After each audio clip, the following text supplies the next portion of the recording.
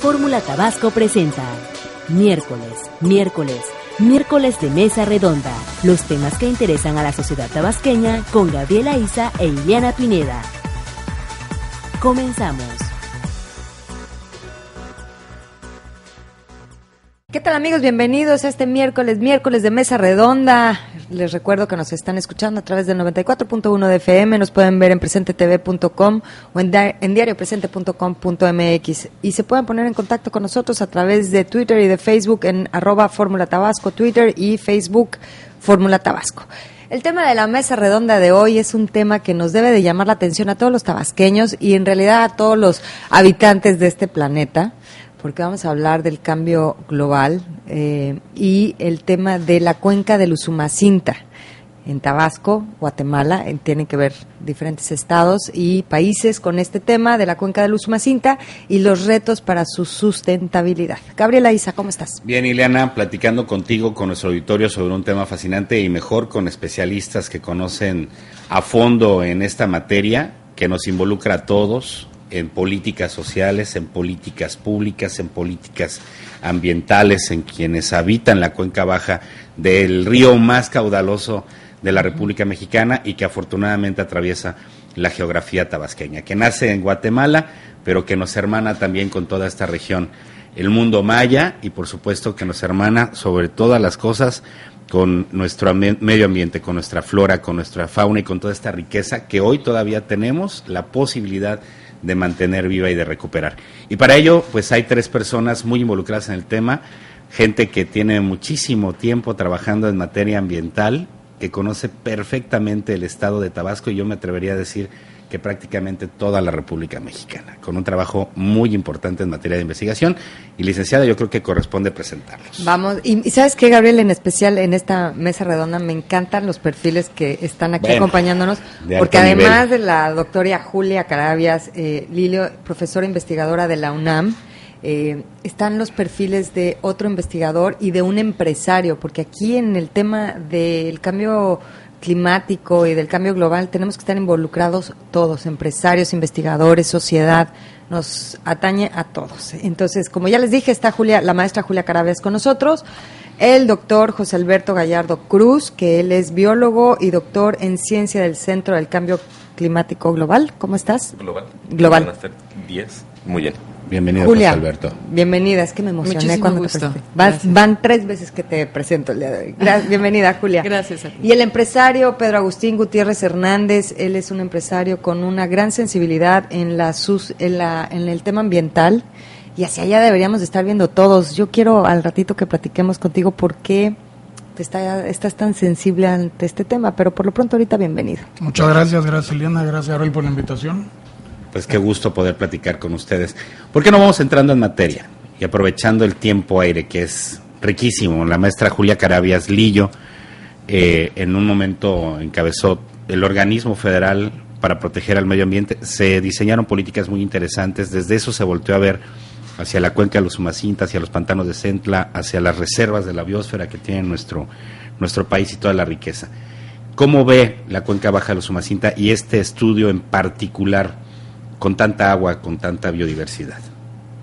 Primero, muchísimas gracias por la invitación. Realmente creo que en efecto la suma de todos los actores que estamos aquí, empresarios, investigadores, los medios de comunicación, los jóvenes, los adultos en plenitud, etcétera, es un buen reflejo de la sociedad mexicana que tiene que estar definitivamente involucrada y comprometida con el patrimonio natural de nuestro país, porque es algo que lamentablemente en los valores que tenemos los mexicanos, el medio ambiente como que no está en la agenda más prioritaria, y sin embargo es el sustento que tenemos para el desarrollo cuando estamos apostando sobre todo a un desarrollo sustentable. Y en esa perspectiva es que me parece precisamente que la cuenca del Usumacinta es la cuenca que en México tiene que ser emblemática como el sitio prioritario de la defensa de los mexicanos por un espacio, un territorio que, como bien lo decías al inicio, ahí tenemos mucho de la riqueza viva de nuestro país, pero algo además muy emblemático, es el último río vivo de México, y eso se dice es fácil, pero en el mundo eso tampoco es muy común. Los ríos están represados, están contaminados, están ocupados, están profundamente alterados, y el Usumacinta es uno de los pocos últimos ríos que quedan en el mundo en el que tiene una condición de una calidad ambiental como la que tenemos. Claro que hay impactos, pero sin embargo hay mucho más los indicadores que nos están diciendo que los ecosistemas que existen en esta zona son ecosistemas en buen estado de salud. La población que vive en esta región es una población con una tradición indígena prehispánica, desde la parte de la cuenca baja hasta la parte de la cuenca alta mexicana, y que nos hermana con Guatemala. Creo que esta cuenca debería de ser una de las prioridades nacionales para poder diseñar modelos alternativos de desarrollo sustentable, y están todos los elementos. Está la cultura, está la biodiversidad, está la capacidad técnica en México y científica que la está estudiando, la está analizando, y a lo mejor lo que le está faltando es la voluntad política para hacer de la cuenca del Usumacinta este gran espacio de orgullo mexicano. Y esta voluntad política incluiría no solamente a México, no solamente a los estados por donde atraviesa el río Usumacinta, a otros países, a otras naciones, Julia. Son 3 países que compartimos la cuenca del Usumacinta. Guatemala tiene el 53% de esta cuenca, México tiene el 46 punto y cachito, y Belice el punto, creo que 6.7, pero ahí está, somos 3 países que compartimos. Sí, claro. Y dentro de ello, bueno, existen en México fundamentalmente el estado de Chiapas, el estado de Tabasco y una parte del estado de Campeche. Del lado guatemalteco, varios departamentos, y como decíamos, en Belice un pedacito. Pero eso le puede dar además para Centroamérica pues un gran motivo, porque además para Guatemala está significando la mayoría de su población, no es el caso mexicano. Para México es un pedazo pequeño del territorio y la población, por lo tanto, también es limitada. Pero para Guatemala es la mitad de su territorio. Entonces sí, es un reto muy importante, porque aquí vive mucha gente en la cuenca en condiciones de pobreza extrema, muchos de ellos, pero con una enorme cultura. La biodiversidad de este sitio en México constituye cerca del 20% de las especies de flora y fauna están aquí. Es un pedazo pequeño del territorio, sin embargo, la mayoría de la biodiversidad está aquí representada. Y como decíamos, el agua pues es lo más importante de la producción de agua dulce de México. Entonces, todo lo que se necesita para la vida. El doctor Rafael Oyola, en una entrevista que tuvimos con él, nos hablaba de ver esta zona como un laboratorio del cambio global para todo el mundo. Incluso hay un proyecto que está llevando el Centro del Cambio Global. Me gustaría que nos platicaran bien de este proyecto, qué es lo que se ha encontrado, hacia dónde va. ¿Tú nos dices? Sí. Bueno, gracias por la invitación. Bienvenido. Este proyecto inicia hace ya casi 3 años. El proyecto cerró en febrero y tiene una visión y una lógica de articularlo que tiene que ver con lo que decía la maestra Carabias, es el cómo logramos la conservación sin poner en riesgo lo que la cuenca tiene y lo que significa no solamente para los mexicanos, para los tabasqueños, sino para toda la humanidad. O sea, este tipo de sistemas hacen que el funcionamiento del planeta pueda continuar, y si desaparecen este tipo de espacios, pues desaparece todo lo que el funcionamiento del planeta depende de ellos, ¿no?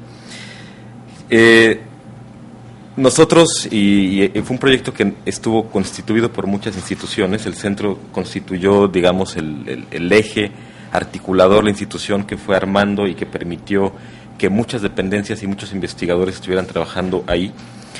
Lo que está buscando es generar este modelo de investigación al mismo tiempo que permita generar un modelo de desarrollo sustentable distinto a las maneras tradicionales, ¿no? Digamos, normalmente uno piensa en desarrollo, es desarrollo económico, uso insustentable de los recursos, sobreexplotación de recursos. Para una región como esta es simplemente pensar en desarrollo petrolero o poner presas, ¿no? Esa es como la mecánica lógica de hacer el desarrollo de un sitio que tiene un río tan caudaloso. Y nosotros estamos convencidos de que esa no es la única manera, ¿no? De que existen maneras distintas de obtener el beneficio para la comunidad que vive ahí, sin poner en riesgo los sistemas y los ecosistemas que están dentro de esa región. Ahora, la pregunta es, cómo hacemos para lograr ese desarrollo sustentable.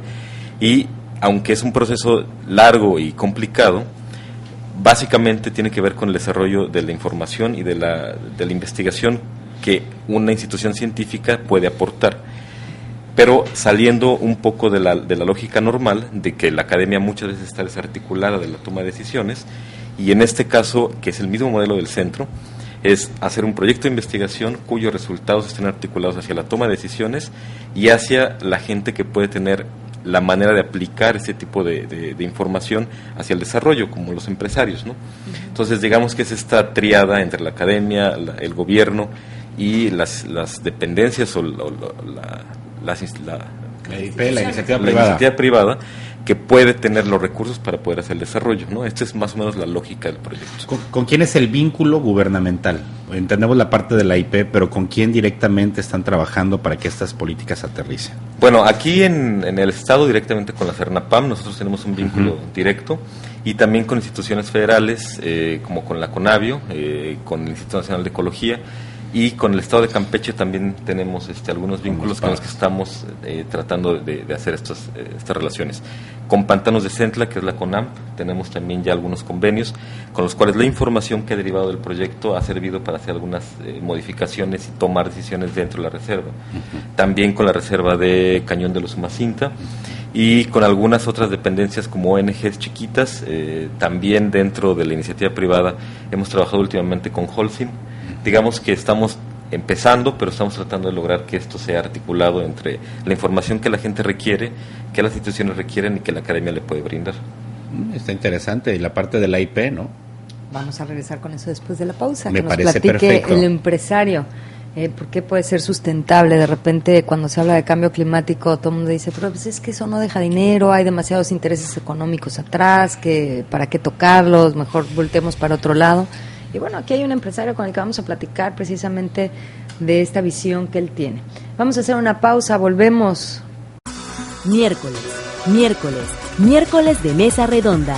Comuníquese con nosotros y deje sus comentarios al número 312-3699. Regresamos. Y ya estamos de regreso de la pausa comercial. Es miércoles de Mesa Redonda. Estamos transmitiendo Gabriela Isa y Ileana Pineda. Y el tema de esta Mesa Redonda de este miércoles es la cuenta baja del Usumacinta, retos para la sustentabilidad. Nos acompañan el día de hoy la doctora Julia Carabias, el doctor José Alberto Gallardo y el empresario Pedro Agustín Gutiérrez. Bienvenidos a los tres. Y antes de irnos a la pausa, tocamos la parte de la visión del empresario, de lo que se requiere para asumir la parte del cambio climático, del cambio global. ¿Es sustentable, no es sustentable?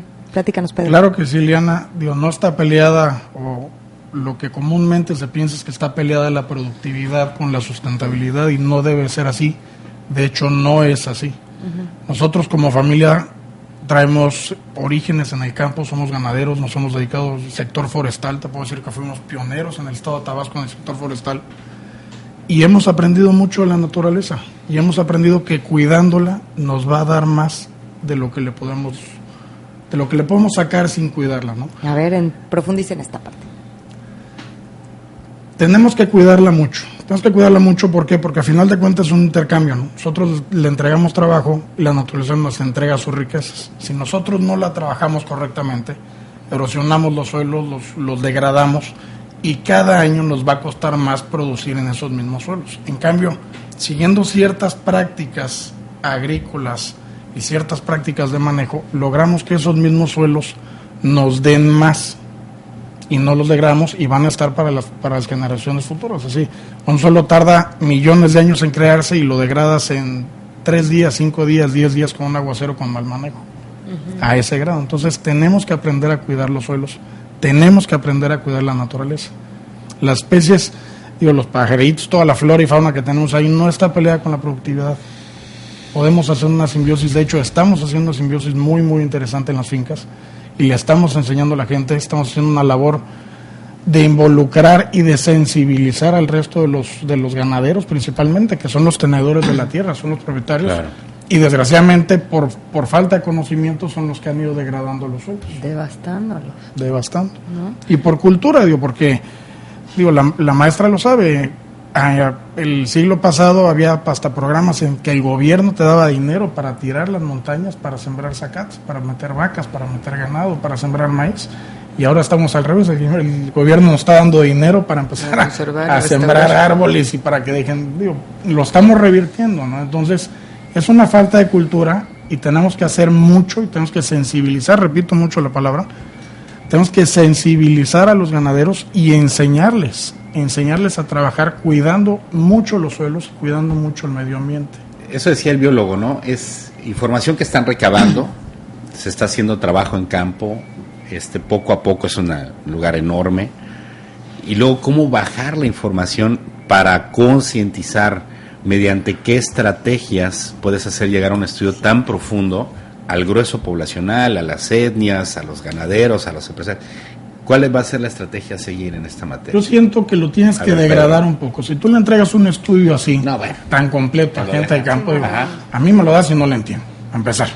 Entonces, tan técnico, ¿no? No, sí, eso no es lo nuestro, ¿no? Nosotros estamos en la producción. Entonces, necesitamos a los investigadores para que nos ayuden a entenderlo, que lo llevemos a cabo y mediante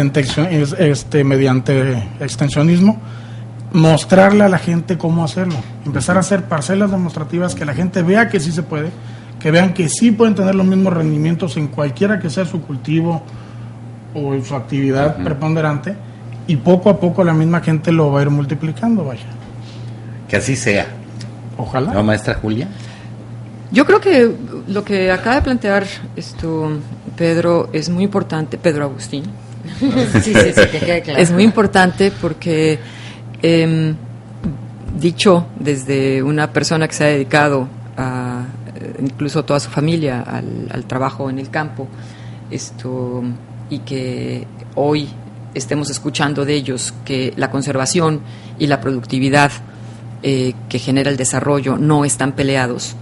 Bueno, eso es música a los oídos de quienes venimos trabajando desde la parte ambiental tanto tiempo, porque siempre es que el tema ambiental nos está generando un freno y México necesita crecer, y entonces México no se puede dedicar a los temas ambientales porque eso es un lujo. Primero hay que superar la pobreza, hay que crecer y después vemos qué pasa con el medio ambiente.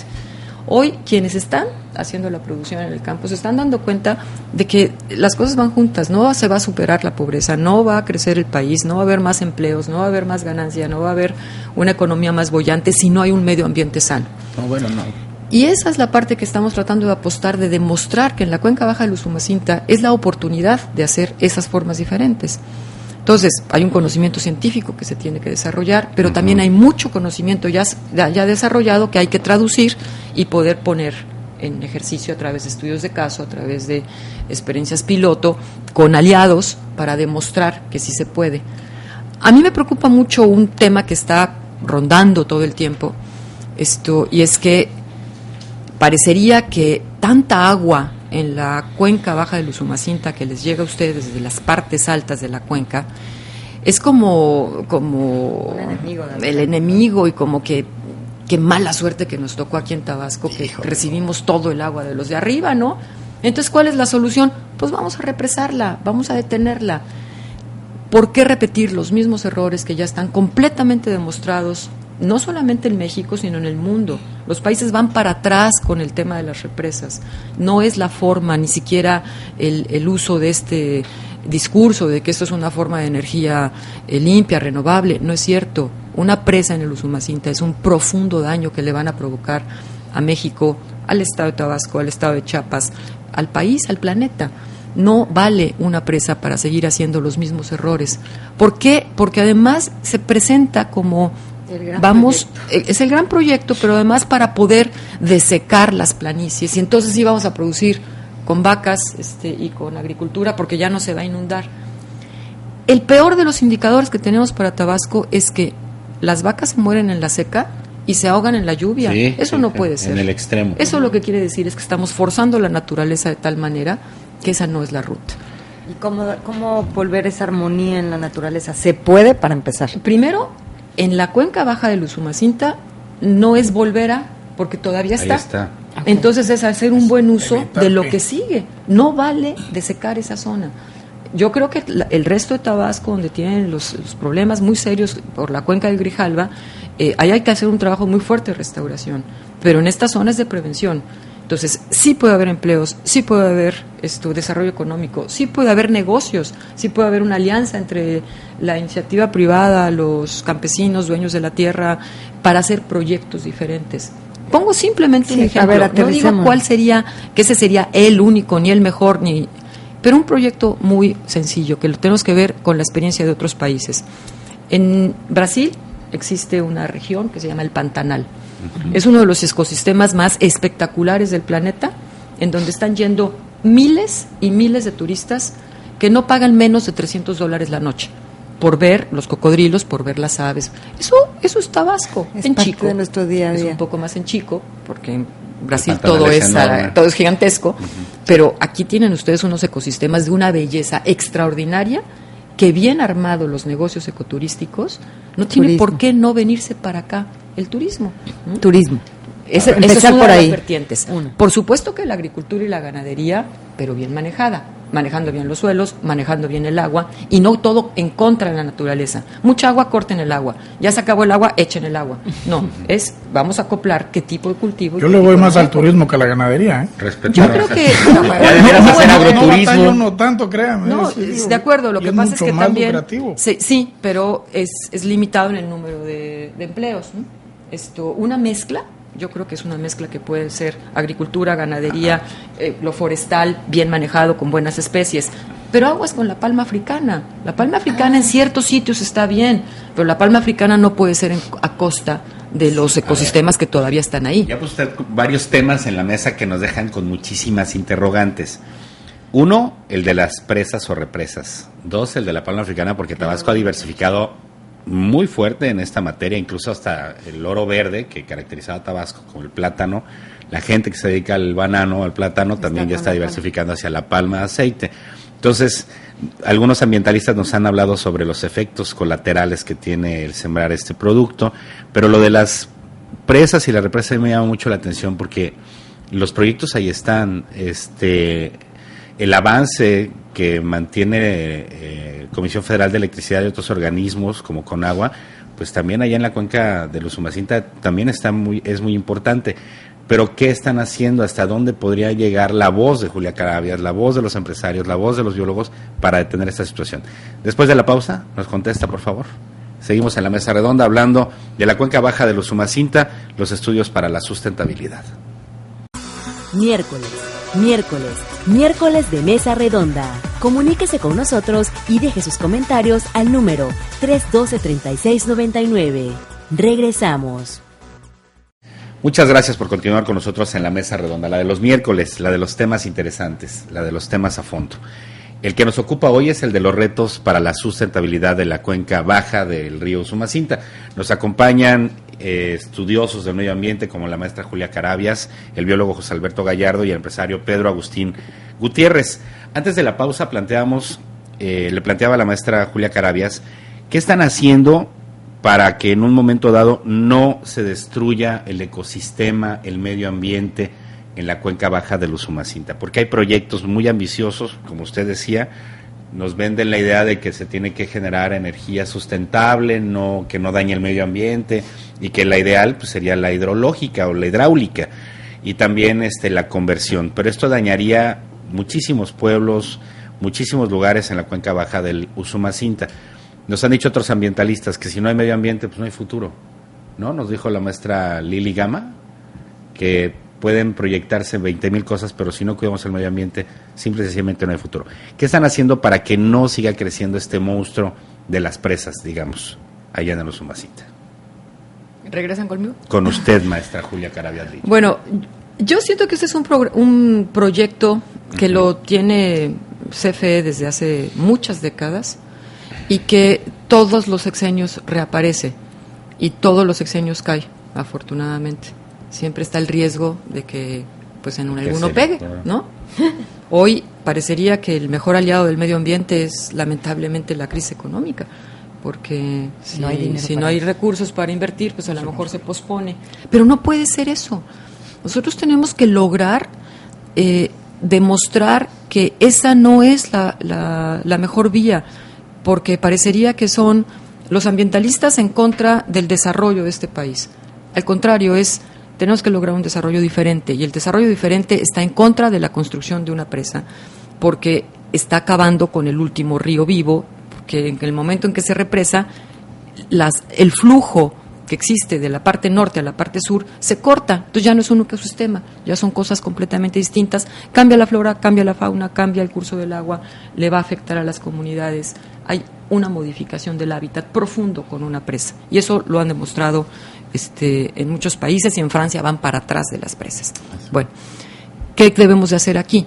Yo creo que la sociedad tiene que estar enterada, por eso el que ustedes estén levantando este tema, el que tengamos la oportunidad de poderlo llegar a su auditorio y que otros medios de comunicación pudieran sumarse con esta seriedad, es muy importante, porque si no luego salen las notas amarillistas.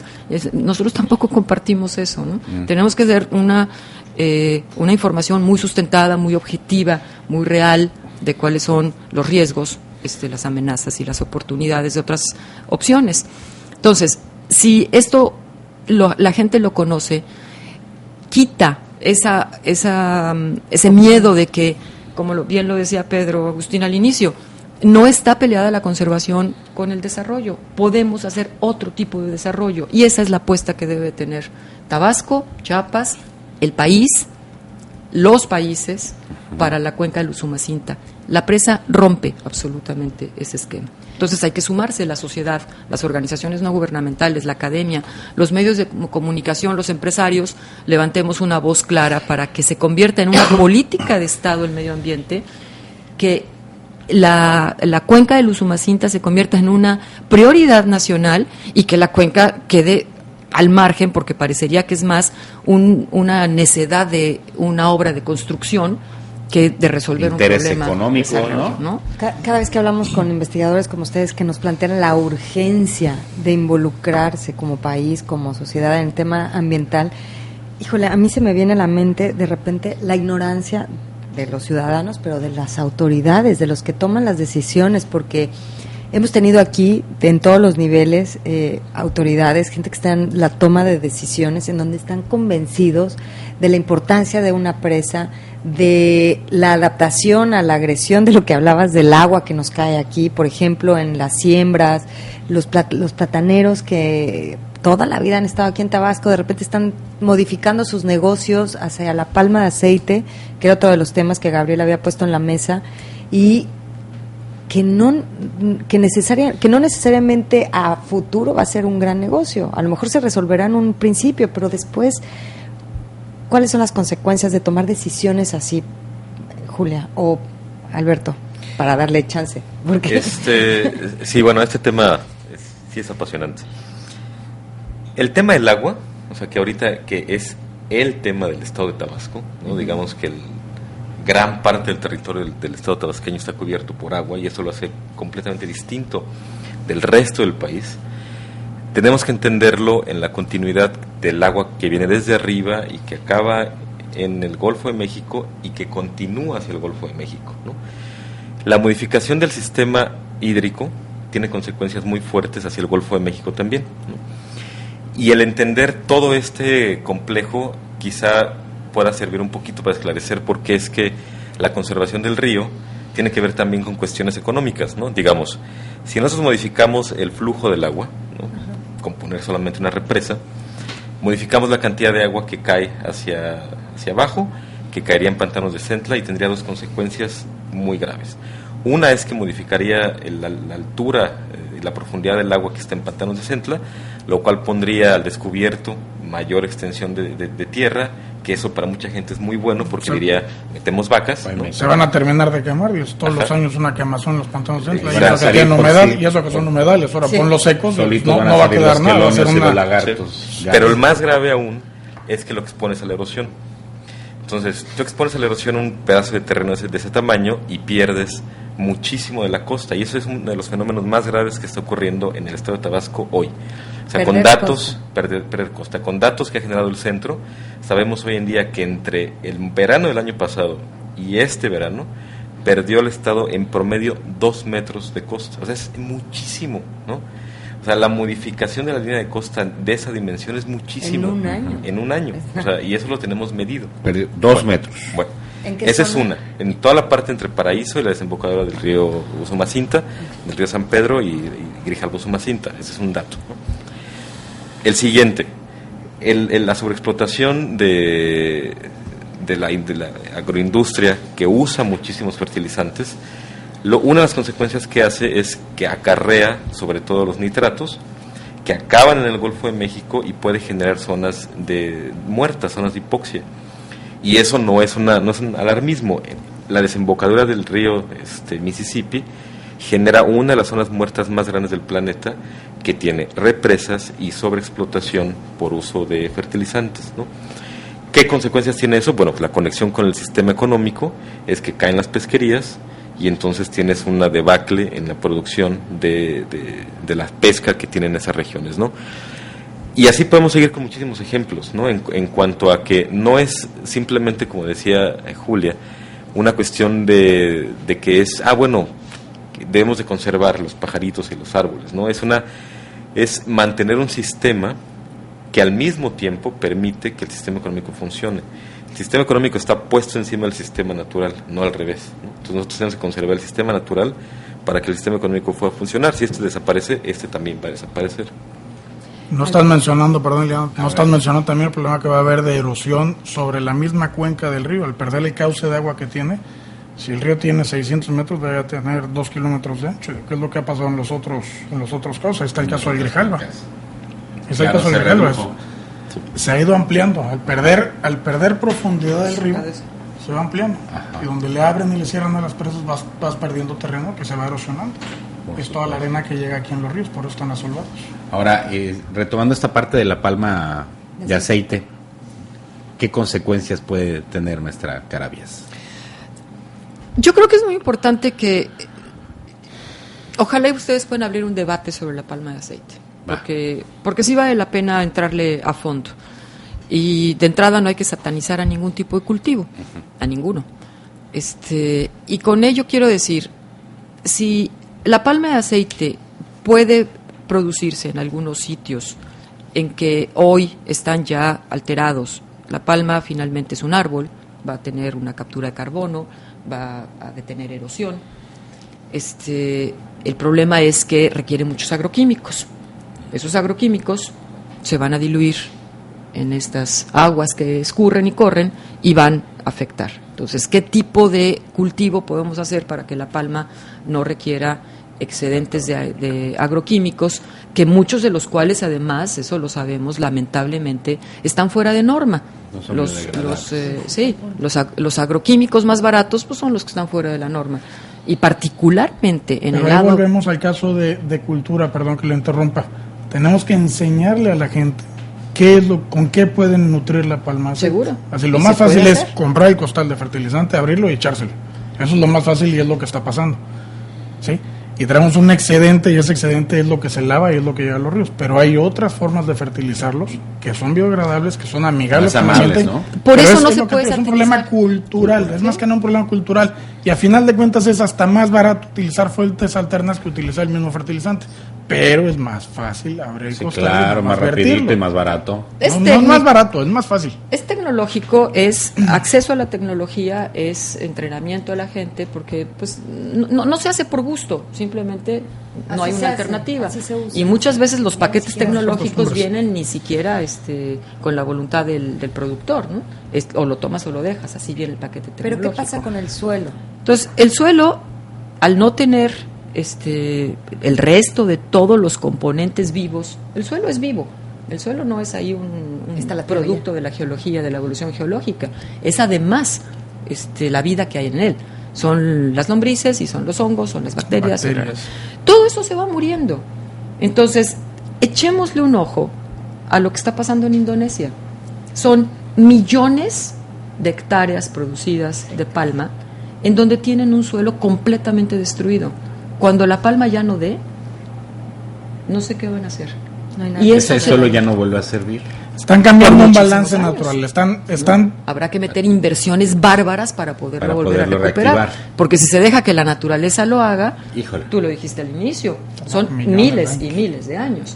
Entonces, estamos forzando la naturaleza. Eso no quiere decir que sí se puede poner palma bien puesta, bien manejada en ciertos sitios. Tanto agroquímico. Lo que está, y con esto termino, lo que está absolutamente prohibido en la ley, y eso fue, lo sé porque hicimos la reforma en la época que estuvimos en el frente de la Secretaría, es sustituir ecosistemas naturales, en este caso de selva, para poner plantaciones. Y nos consta, lo hemos visto, Alberto y yo, hemos sobrevolado la zona. Se pasaron la ley por donde quisieron. Y está, todos los pequeños fragmentos que quedan de selva están con huecos para la palma africana. Eso está prohibido. ¿Y para el ganado también? Y para el ganado también y para la agricultura. No sé cómo le hacen para subir la vaca. Esa parte se podrían buscar responsables al respecto. O sea, ¿cuál es la consecuencia para la gente que está sembrando? Bueno, si se aplicara la ley. Si se aplicara la ley. Si se aplicara la ley, hay que poner sanciones a las máximas. O sea, porque están atentando. ¿Hay las sanciones definidas? Claro, está perfectamente codificado. Es que la autoridad ambiental hace llamados a misa. Con todo respeto. Yo sé que usted no es autoridad ambiental en ese momento, pero las autoridades ambientales hacen llamados a misa porque no hay una sanción ni para quien trafica con madera, para quien afecta el mangle, para quien contamina y para quien devasta. Fíjate que en el caso de los forestales o en el caso de la silvicultura, efectivamente no puedes tirar selva para sembrar árboles. Sí, es ilógico muy claro. Tirar un árbol para sembrar otro, ¿no? Y está prohibido y no te dan tu programa de manejo. Tenemos que hacer una pausa, Pedro. ¿Te parece que retomemos después del corte? Volvemos. Miércoles de Mesa Redonda. Comuníquese con nosotros y deje sus comentarios al número 312-3699. Regresamos. Bueno, estamos en la recta final de la Mesa Redonda. Gracias por acompañarnos también en 94.1 de FM y en presentetv.com, en donde, por cierto, pueden consultar todas las mesas redondas de Grupo Presente Multimedios. Estamos platicando sobre el cuidado y la sustentabilidad de la cuenca baja del río Sumacinta. El empresario Pedro Agustín Gutiérrez tocaba un tema súper importante que es en torno a las sanciones que establece la ley para quienes devastan, para quienes no reforestan, sobre todo para quienes se dedican a cultivos, al ganado. Me decías que en la ley está establecido el cuidado al medio ambiente. En el particular caso del sector forestal, está prohibido tirar árboles para sembrar. Tú tienes que presentar un programa de manejo y la manera en la que la ley nos detiene es mediante las guías forestales. Tú para mover madera necesitas tener las guías. Entonces, si no cumples las reglas, no te dan las guías. Que de dónde viene, ¿no? Y aún así, si tiras, estás expuesto a una sanción económica y estás expuesto a una cárcel. ¿Cada cuánto vemos eso? Pero en agricultura no sé si exista, francamente. En agricultura pueden tirar selva y sembrar lo que quieran. Frijol. Por lo que ellos quieran y no hay ninguna sanción. En el sector forestal sí nos tienen muy regulados en ese aspecto. En los otros yo desconozco francamente cómo está. Cambio de uso de suelo es si es en el caso de selva, obligadamente requiere de una solicitud de permiso, y si es un impacto más grande del autoconsumo, implica forzosamente un estudio de impacto ambiental. No se cumple nunca.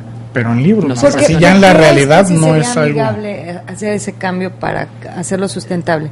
La selva, ¿por qué tipo de especies? ¿Qué se podría sembrar? Es que no hay que cambiarla. La selva no se debe de cambiar. Es que lo malo es que no lo van a entender los agricultores. No hay que cambiarla, lo que hay que hacer es... Ya se abrió todo. Mira, a ver, ¿por qué Oaxaca sí lo entendió y tiene una conservación natural importantísima? Sí, Oaxaca particularmente, donde tiene un muy buen desarrollo con sus bosques, son zonas templadas. Ahí, órale, aquí la bronca que hemos encontrado siempre es que la selva tropical húmeda, el uso que se le ha dado a la selva, esto no es aprovechando su riqueza natural, sino cambiando el uso de suelo hacia agricultura y ganadería, en vez de aprovechar todos los recursos de selva, como podrían ser las unidades de vida silvestre, el ecoturismo, el manejo forestal sustentable. Hay muchas actividades productivas que pueden ser de allí, que no se han venido desarrollando.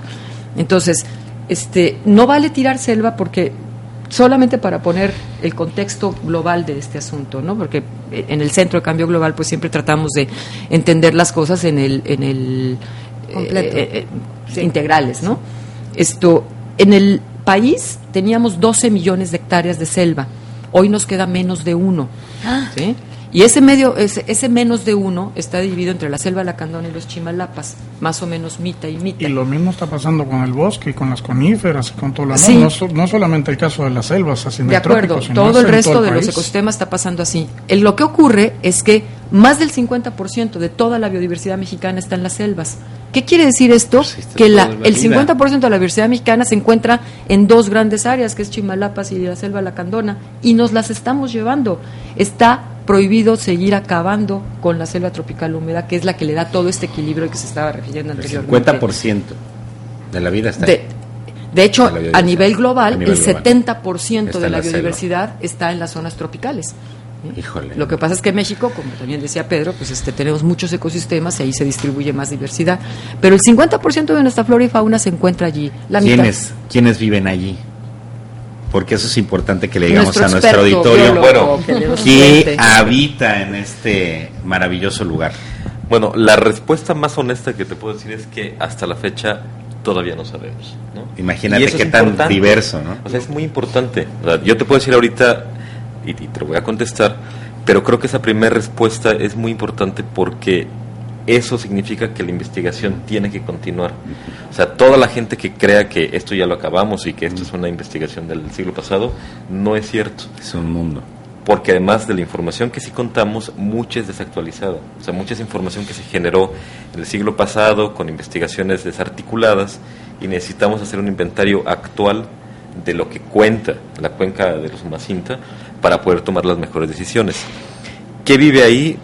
Una cantidad de cosas espectaculares. Hace 2 días reportaron la existencia de jaguar aquí en Pantanos de Centla.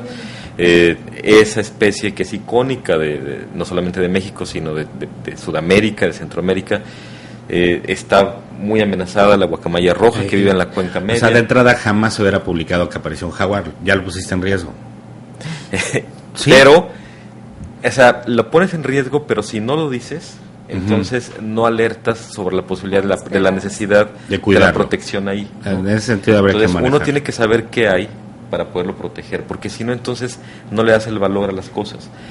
Los sistemas de la parte, o sea, voy a empezar de abajo para arriba, la parte del manglar, son zonas que no son tan diversas como la parte alta de la cuenca, pero eso no quiere decir que sean menos importantes. O sea, tenemos ahí la presencia de manglares, que es una especie adaptada completamente a los sistemas de salinidad, en donde no hay tanta diversidad, pero hay muchísima diversidad de procesos ecosistémicos, que es otro importante componente de la biodiversidad. En la parte, digamos, de hacia los ríos, que todavía es la parte baja, pero cerca de Tenosique, tenemos todos los sistemas de los ríos, de las selvas inundables. Ahí existían algunos manchones que andamos buscando, si todavía existen, de encinos, que son las partes un poco secas. Hace poco que hicimos una expedición chiquita hacia cerca de Tenosique, encontramos que hay manglar en la parte de Malancán, lo cual es rarísimo, porque estamos a más de 700 kilómetros de la costa, y eso, por pláticas con otros expertos, nos han dicho que se adentran hacia Guatemala sobre el río, lo cual eso es rarísimo. Yo no encuentro. ¿Pero en algún brazo como San Pedro? ¿O en el sobre, San Pedro, en el sobre San el San Pedro que viene de Guatemala y que después se conecta con el Usumacinta, pero que forma parte de la cuenca del Usumacinta. Ahí hay unos manchoncitos de manglar que, lo repito, es muy inusual, ¿no? Y de especies de árboles, debe haber alrededor de 1.500 especies de árboles, especies tropicales, que son las plantas grandes, pero si contáramos el listado completo de especies, debe estar cerca de las 10.000 especies de plantas, algo así. Es la parte de la cuenca que tiene la mayor diversidad de reptiles, la parte del territorio que tiene la mayor diversidad de reptiles, la mayor diversidad de aves y mamíferos. De inventarios de hongos hay muy pocos, pero también podemos decir que es muy, muy rica. Digamos, estamos hablando de los pedazos del país y del planeta que contienen la mayor diversidad de mayor cantidad de vida. Hay empresas, ¿no?, transnacionales que se han dedicado a concientizar a la ciudadanía. Bueno, Coca-Cola lo hizo a nivel internacional para la gente que pescaba y le decía, espérame, pero para que tú puedas pescar, ¿sabes todo lo que viene desde arriba? Para que pueda existir ese animalito. ¿No hay un programa similar aquí en México que se está haciendo para concientizar, por ejemplo, a la gente de cómo cuidar la cuenca? No que yo conozca tan extensivo, pero sí existen esfuerzos. Nosotros, como no hemos andado de aquí para allá, nos hemos dado cuenta que existen actores, sobre todo de la IP, de la industria privada, que están haciendo muchos esfuerzos y que están muy interesados en que esto se dé a conocer. Está el caso de Pedro, pero también en Tenosique la industria de la producción del queso, que últimamente fue el Festival del Queso, hay un sector ahí de productores que están muy interesados en que se haga una protección del ambiente pegado hacia la producción, pero vía el ecoturismo, ¿no? Porque dicen, bueno, aquí tenemos toda la riqueza del río, tenemos la riqueza de la región, la riqueza gastronómica, la riqueza cultural dada por los sitios arqueológicos, y desafortunadamente no está conectada con Palenque, que al mismo tiempo Palenque no está conectado con otras regiones muy famosas del país, arqueológicamente hablando, ¿no? Entonces, digamos que oportunidades hay, se pueden hacer un montón de cosas, simplemente es encontrar el mecanismo mediante el cual lo podamos articular, poniendo siempre hasta adelante la conservación de la diversidad y de los servicios que nos puede proveer.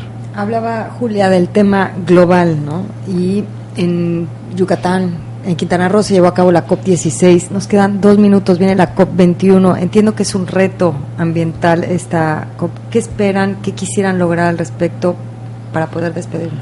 Bueno, en esta COP, si no se logra la firma y el acuerdo de todos los países con el compromiso de disminuir las emisiones que genera cada uno de los países, en dióxido de carbono particularmente, pero en general lo que se le llama el de gases efecto invernadero, vamos a tener una situación muy crítica. Nunca como ahora la sociedad ha intervenido en los sistemas biofísicos naturales y en la atmósfera como lo había hecho ahora. Y terminó la primera etapa del protocolo de Kioto, y si no encontramos el instrumento vinculante global multilateral, vamos a tener un problema muy fuerte de crisis social y económica, porque la temperatura se va a seguir elevando. Entonces, es un reto, es verdaderamente un reto de la humanidad. Urgencia. Y sí, lo del protocolo de Kioto, y ahí se lo pasaron por el arco del triunfo. Pero no, lo que es muy importante es que en la COP16 se planteó la ruta que termina en esta COP. ¿Sí? En la COP16 debía haberse firmado, ratificado. Okay. No, en la siguiente COP, en la que era de Perú. Okay. Pero no se llegó al acuerdo. Pero así se llegó al acuerdo de una ruta de cómo llegar.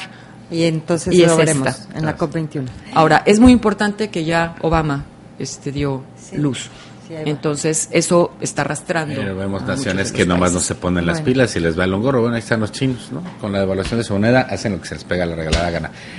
Señora, nos tenemos que despedir. Gracias, Julia. Qué gusto recibirla en Tabasco. Gracias, Pedro. La primera Gracias, biólogo, por concientizarnos. Alberto, Julia, Pedro, gracias. Gracias a ustedes, sobre todo, que nos acompañaron este miércoles de Mesa Redonda. En este momento nos enlazamos a la Ciudad de México. Fórmula Tabasco presentó Miércoles de Mesa Redonda. Los temas que interesan a la sociedad tabasqueña, analizados por los especialistas más destacados. Gracias por su preferencia.